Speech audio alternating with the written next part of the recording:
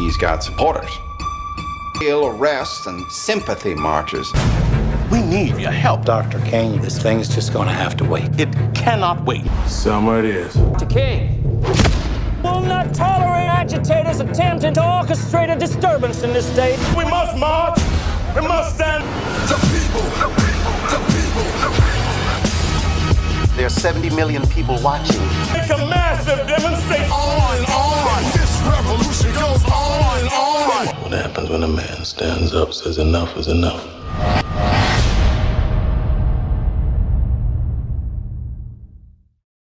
The movie opens with an emotional moment in 1964 as Dr. Martin Luther King Jr. accepts the Nobel Peace Prize in Oslo, Norway. King, dressed in a distinguished black suit, takes the stage with dignity and humility, delivering his speech on the importance of nonviolence in the struggle for civil rights. This prestigious recognition marks a high point in King's life. Yet the battle for equality is far from over. As he accepts the prize, the scene cuts abruptly to a far more harrowing moment in the United States. In Birmingham, Alabama, four African-American girls joyfully descend the stairs of the 16th Street Baptist Church. The girls, dressed in Sunday best, are caught up in conversation when an explosion rocks the building. See, she parts in the middle, and then killing them instantly. White supremacists orchestrated this brutal attack to terrorize the African-American community, and the film doesn't shy away from the visceral horror of the moment and the aftermath of the blast. Then we are introduced to Annie Lee Cooper, Oprah Winfrey, a working-class African-American woman living in Selma, Alabama, sitting in a county courthouse to register to vote. The scene illustrates the systemic racism of the time, as the white registrar quizzes Cooper with impossible and irrelevant questions about state law to deny her registration. Despite her persistent efforts, Cooper is turned away, symbolizing the larger struggle faced by African Americans in the South who were effectively disenfranchised by such tactics. We, the people of the United States, in order to form a more perfect union. Following Cooper's confrontation at the courthouse, Dr. King met with President Lyndon B. Johnson in Washington, D.C. to discuss federal legislation that would enforce the constitutional right to vote for African American citizens. King pleads with the president to prioritize voting rights legislation, citing the ongoing violence and suppression that African Americans endure in the South. We want federal legislation granting Negroes the right to vote. Johnson, while supportive of the civil rights movement in principle, refuses to act immediately.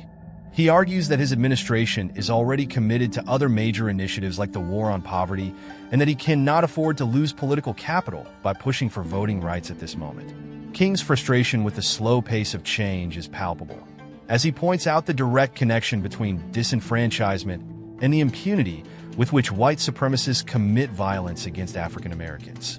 Without the right to vote, black citizens are powerless to elect officials who will protect their rights and enforce the law. This voting thing's just gonna have to wait. It can't wait, Mr. President. This conversation sets up the central conflict of the film. King and his close circle of advisors, Ralph Abernathy, Andrew Young, James Orange, and Diane Nash, travel to Selma, Alabama, where they plan to launch a series of protests aimed at drawing national attention to the disenfranchisement of African Americans in the South. When King arrives in Selma, he checks into a hotel that, by local custom, refuses to serve African American customers. This bold act of defiance is symbolic of King's strategy to challenge segregation laws head-on. Soon after, King is greeted by James Bevel and other activists from the Southern Christian Leadership Conference. Together, they begin organizing the local African American community to participate in nonviolent protests. King enters the hotel, and a man appears just to punch him in the face. Meanwhile, FBI Director J. Edgar Hoover views King as a major threat to national security. King is a political and moral degenerate. Hoover believed that King's influence could destabilize the social order and threaten white supremacy in the South. To undermine King, Hoover approaches President Johnson with a plan to disrupt King's personal life by exploiting alleged marital infidelities. Though Johnson expresses reluctance to involve himself in King's private matters, he does not stop Hoover from conducting surveillance on King. You know, we can shut men with power down permanently. As King prepares for the upcoming marches, his marriage to Coretta Scott King comes under strain. Coretta is deeply concerned about the safety of her husband and their children, as the threats from white supremacists grow more frequent and more violent. She receives anonymous phone calls warning that King's life is in danger, and her fears are only compounded by Hoover's dirty tactics, which include sending Coretta a recording of a man who appears to be King with another woman. This attempt to sow discord in the King household is a chilling reminder of the lengths to which the government will go to suppress the civil rights movement. After this, King seeks solace in the music of gospel singer Mahalia Jackson, who sings to him over the phone to lift his spirits. This intimate moment highlights the heavy personal burden that King bears as the leader of the movement. Let me stand. I The next day, he reaches to one of his friends' home to start the movement. Together with his companions, they had breakfast there. In the next scene, King made a speech to all the Negroes in an auditorium about how the rights of black people are exploited by the white supremacists and urging them for the march movement. Then we see two young men, John and James, arguing that they can't be part of this movement, as this could be trouble for black people living in Selma in the future, but King finally persuaded them for the first march. The first attempt to march to the Selma courthouse to register voters is met with fierce resistance. King leads a group of African-American residents, including Annie Lee Cooper, to the courthouse steps. As they attempt to register, Sheriff Jim Clark's deputies form a human blockade, pushing and shoving the protesters. When Cooper is physically accosted by the sheriff, she responds by striking him and knocking him to the ground. This act of defiance leads to Cooper's arrest, along with King and other activists. President Johnson saw the news of the arrest of these activists and felt distressed while listening to the state's governor. Then the scene shifts into prison cell where the King seems to be hopeless as they are gaining nothing, but his friend gives him hope by reminding why they started. What are we doing, Ralphie? We built the path as we came, rock by rock. Next morning, we see King's wife meet with Negro militant Malcolm X asking him for help. When King finds out about this, he doesn't like his wife to go to the person who calls them ignorant Negro preachers on national television. He called us ignorant Negro preachers, called me a modern-day Uncle Tom, said on national television. But Malcolm X visits Selma, and the governor of the state is not happy with it. As tensions escalate in Selma, a night march in the nearby town of Marion turns deadly. State troopers, led by Sheriff Al Lingo, are dispatched to break up the peaceful protest, using extreme violence to suppress the marchers. In a harrowing sequence, troopers attack the protesters with clubs and tear gas, forcing them to flee into nearby buildings for refuge.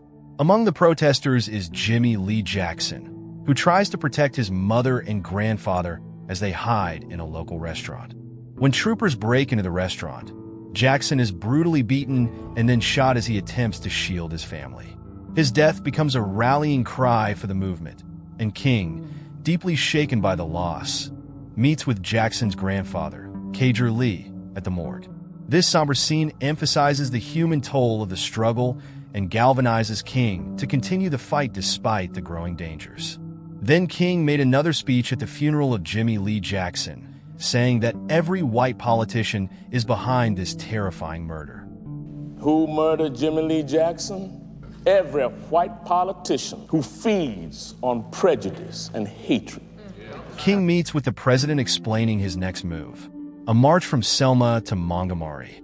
King asked for the president's involvement and helped the protesters, but the president wanted something in return. We need your involvement here, Mr. President. We deserve your help as citizens of this country. Meanwhile, the president's assistant explains the potential threat to people who will be marching between Selma to Montgomery. The president asked his assistant to call FBI Director Hoover. The scenes shift to Lung, Coretta, and King are sitting and listening to a fake recording about King and some other women. Hoover sends this to the King's wife to show the King is not loyal to her, trying to disturb his married life. After listening, the King denies that it wasn't him in that recording. Coretta explains her major concerns about her family's safety and asks King if he loves her. King said no, and she walked out. The pivotal moment in the film occurs on March 7, 1965, when King and other leaders organize a march from Selma to Montgomery, the Alabama state capital, to demand voting rights. This event, known as Bloody Sunday, becomes one of the most iconic and brutal confrontations of the civil rights movement. The march began peacefully, with hundreds of African American protesters walking hand in hand across the Edmund Pettus Bridge, led by King, John Lewis, Stephen James, of the Student Nonviolent Coordinating Committee, and Hosea Williams of the SCLC. As they approach the end of the bridge, they are met by a line of state troopers armed with clubs, tear gas, and other weapons. Without warning, the troopers launch a vicious attack on the unarmed marchers, beating them mercilessly as horses trample the crowd. John Lewis is struck repeatedly in the head, leaving him with a fractured skull, while Amelia Boynton, another prominent activist, is left unconscious on the ground. The attack is broadcast live on national television, shocking viewers across the country and drawing widespread condemnation of the brutality. Images of bloodied and injured protesters being treated at a local church become symbols of the movement's courage and resilience. In the wake of Bloody Sunday, the movement's legal team, led by Fred Gray, petitioned federal judge Frank Minnies Johnson to issue an order allowing the march to proceed without interference from the state, but the judge denied, saying he would not let them march without proceedings. Meanwhile, President Johnson, facing mounting pressure from civil rights activists and the public, calls on both King and Governor Wallace to stand down and stop further violence.